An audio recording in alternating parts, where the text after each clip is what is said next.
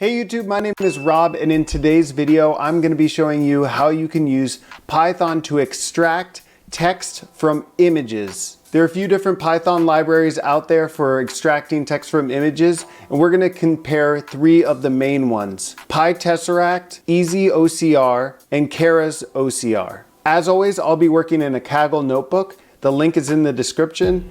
We're going to be working on a data set called TextOCR, which has over 1 million annotations for text and images. It's a perfect data set to test these different libraries out. If you enjoy this video, make sure you like and subscribe so you can be notified of any future videos I make. And with that, let's get to the tutorial. Okay, before we start actually coding, let's take a look at this data set that we'll be using. It's called TextOCR, and it has a lot of images with the annotations of the text that appears in the images. So if we look here in the files section, there's a train and validation image folder that has a bunch of images that look like this, with just a bunch of different images and their text. And then we also see that there's here a few CSV and Parquet files. Annotations are in annote.csv, and they have all of the words that appear in these texts and the bounding boxes for those words, as well as some information about the images in the image.csv. Okay, so here we are in a Kaggle notebook. And like I said before, the link to this notebook should be in the description below, so you can click on it and you should be able to just copy your own version of it and run code if you have a Kaggle account. This image just shows some of the example images from our data set that we'll be working with their annotations. Show you over here on the right side that we have imported this TextOCR data set that we'll be reading from. Before we get too far though, let's do some imports. So we're going to import pandas as PD, import numpy. I think we're going to need that. Then for interacting with files, we're going to import from glob, we're going to import glob. And we might need to do some loops and track them. So we're going to import TQDM. I do have a video on TQDM if you're interested in about how it works. Then for visualization, we're going to import pyplot from matplotlib, and then also from the PIL package we're going to import image for viewing images. Now let's talk about a little bit about the outline of what we're going to do in this video. First, we're going to just take a look at the data that we have available. After that, we'll extract some text from images using three different methods. The first one is pytesseract. Then we're going to use easyocr. And lastly, we'll use keras. After we're done with that, we'll run on a few examples and compare the results. So as I mentioned before, we have a few different CSVs. Actually, let's read the Parquet version. So we're going to read in a few different Parquet files from our input folder. The first thing we're going to import is our annotations, which we're going to call annote. And if I just do a head command on this, we can see that this contains a unique ID for each annotation, each image that's associated with the actual bounding box and text that appears in that bounding box, and some more detailed points in the area of that text. So we're also going to read in the image Parquet file. If I run a head command on this, you can see this just has each image ID, the width and height of the image, and where the file name is. Lastly, I'm just going to run glob on the directory that contains all of the images that we have labels for. What glob allows us to do is run a star command, which is just a wildcard on this whole directory. It's going to return to us the entire image path of all of the images in that directory. So we're going to call this image FNS for image file names.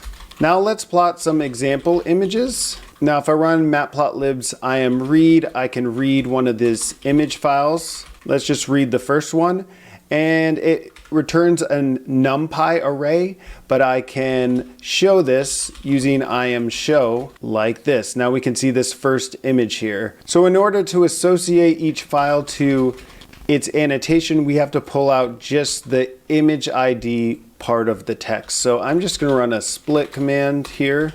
-1 will get me just the file name. Split here on the period, and just take the first value from here, which will be the image ID. We'll call this image ID. Make this image bigger as an example and show this down here. Now let's just pull the annotations for this as an example. And we can see here quite clearly that we have a bounding box for each of these words. Extra golden, the text is here, extra golden. Also the text from below, okay, OAuth and system. Let's go ahead and display for the first 25 images. And I wrote this code that I won't go over too much, but it's basically looping over the first 25 examples and then plotting them out into different subplots. Not only that, we've taken the length of the annotations for each image and we'll plot that out in the title of each of those subplots. Let's use a style sheet so that we'll be able to see the text on the background here. And there we go. Now we see each of these example images, and you can see some of them have 30 different text annotations. This one has 74, and some only have a few, like this one here only has 5 text annotations. Okay, so let's start looking at the first method of extracting text from these images, and that's pytesseract. If you're running pytesseract on your local machine, there's a few steps that you'd have to walk through to get it installed fully. But luckily on the Kaggle notebook, it's already installed. So we can just simply import pytesseract like this. And then the way we call it, let's show an example call, is by running pytesseract. And then if I hit tab here, we can see all the different methods that we can use to run on our images. And we're just gonna run image to string. We can give it the image file name. Let's do 11 here. And give it a language, which we're gonna say is English. This is image file names. And let's go ahead and print this one.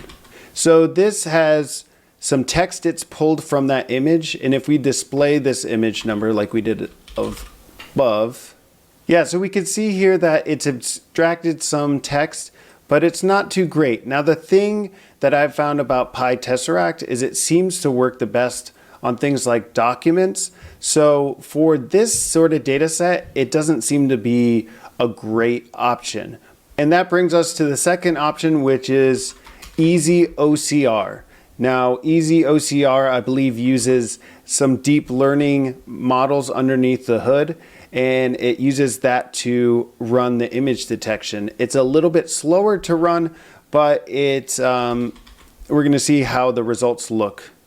So the way we run it is just by importing easyocr, and again, this is already installed on the Kaggle notebook environment, so we don't have to install anything. And then we create this reader. Now, if we did have a GPU, we could set that to true and it would make things faster. I haven't turned on the GPU here.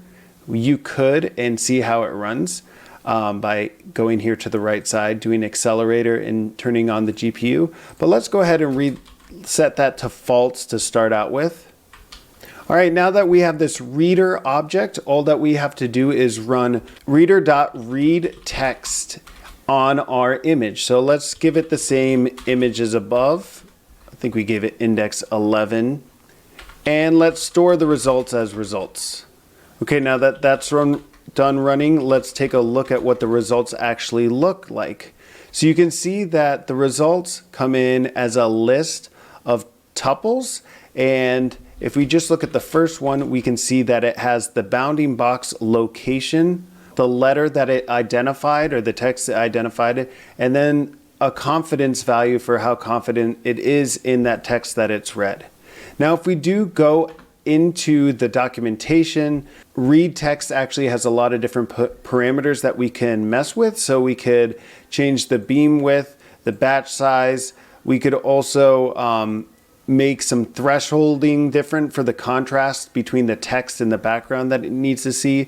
We also have some text detection thresholds for how confident it needs to be in the text before displaying that output. We are just gonna stick with the base parameters that this has, but do know that if you do Shift tab here, you can read all the different parameters that you could change here to get more of an ideal result for your data set depending on what it looks like. Now, just to make this a little bit easier to read, I'm going to actually make this into a pandas data frame.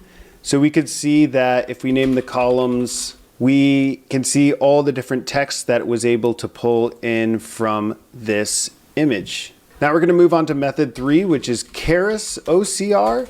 And keras.ocr actually is not already pre-installed here, but that's okay. We can easily install it just with pip. So we're going to do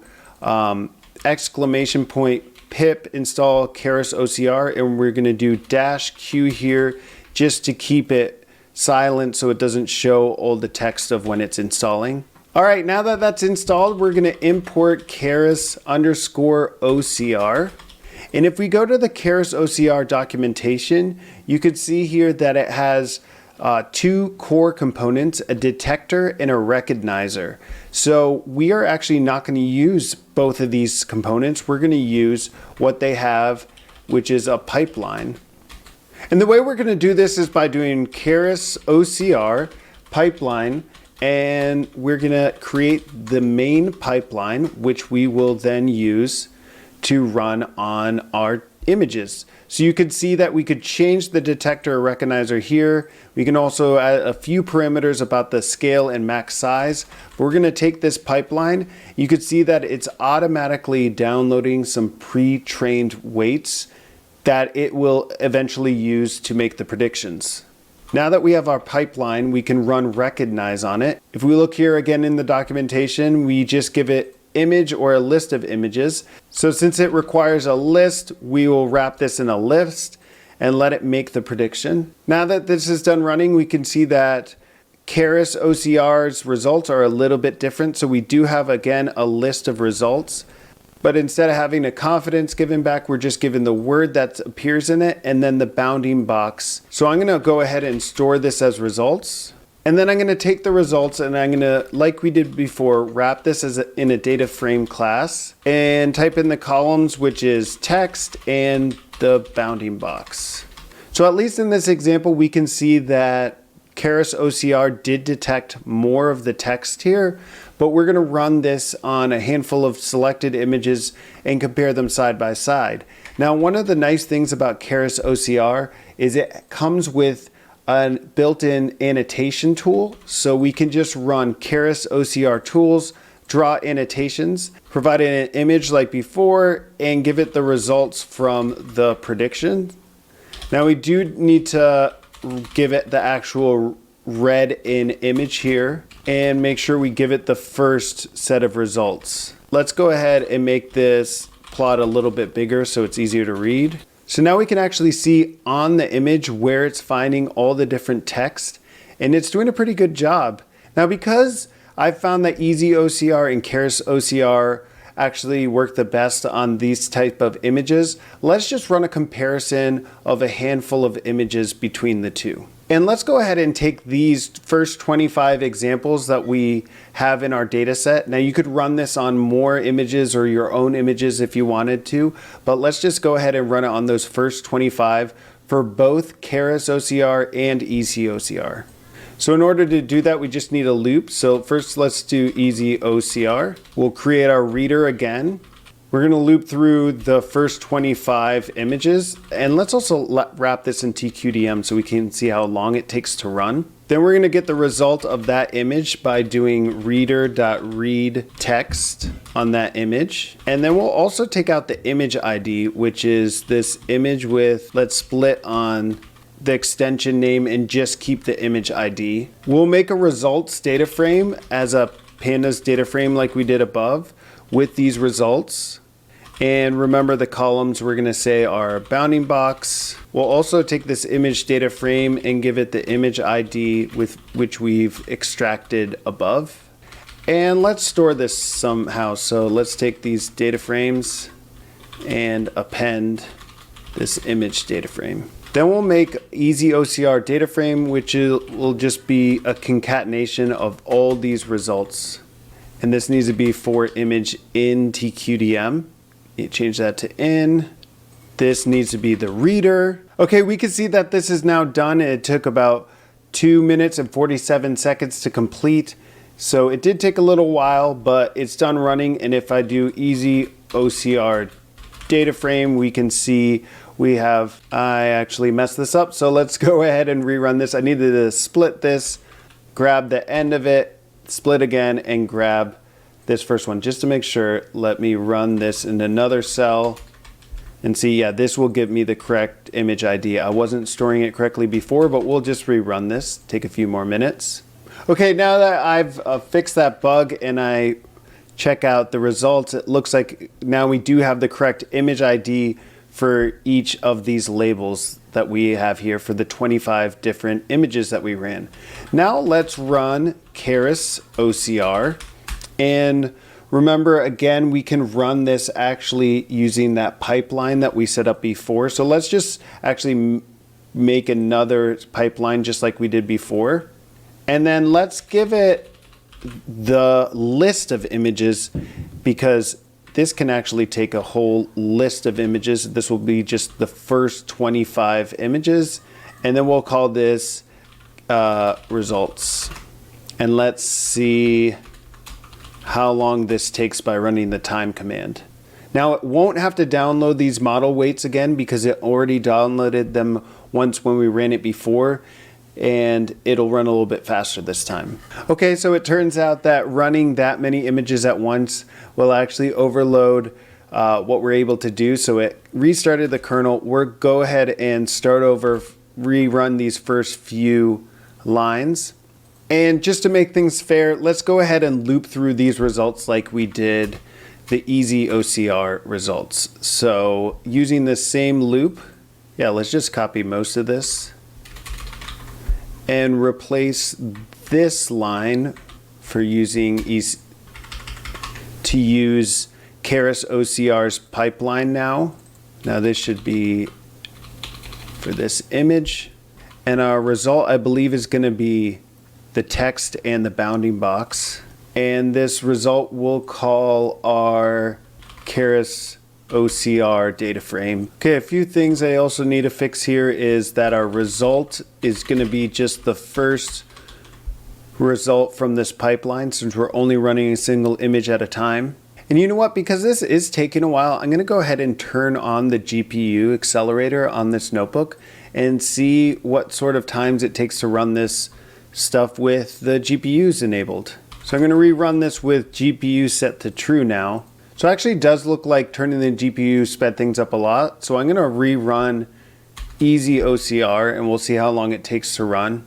Let me turn GPU to true.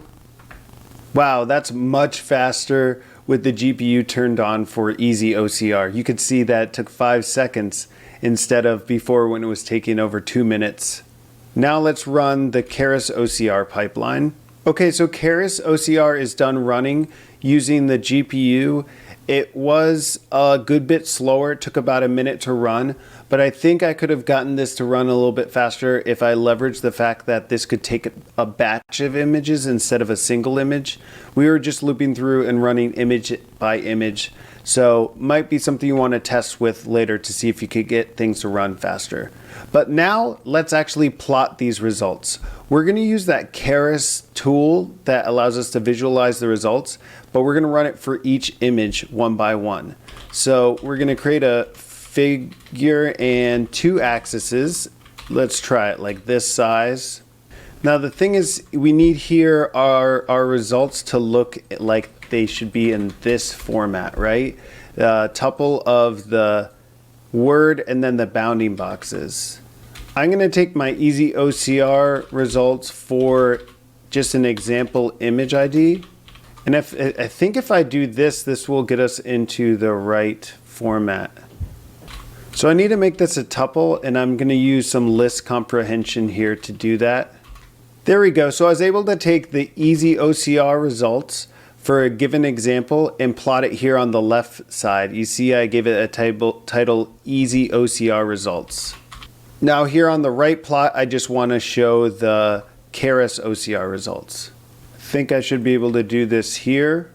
I just need to update which axis I want this to store to, which is index 1, which will be the right side, and give it a different title. And let's go ahead and do plot.show. Very cool. So we can see the results. We can see that easyocr did get some of this text in the top left. It got extra golden in the bottom text. The keras OCR looks like it abstracted out each word separately, but it did a pretty good job as well. But since we have the results for 25 different examples, let's go ahead and plot those. So this will be, let's make this into a function called plot compare. Give it both of our results data frames. Perfect. So let's do for image file name in image file names up to number 25, and then run this code block. Loop over results. Now we're going to see a different plot for each one comparing easyocr with keras OCR. They both look pretty good. It does look like keras OCR has split up the text a little bit more. This one must be really hard to predict. And again, there's a lot of parameters that we could have tuned in each of these to get the differences, but this does give us a good example of what each of them get and miss. All right, so I'm going to keep scrolling through some of these examples so we can see them. They look pretty interesting. You can already see how some of them do better than the others. And we can see here there's a lot of differences. So one thing that's clear is that they both work.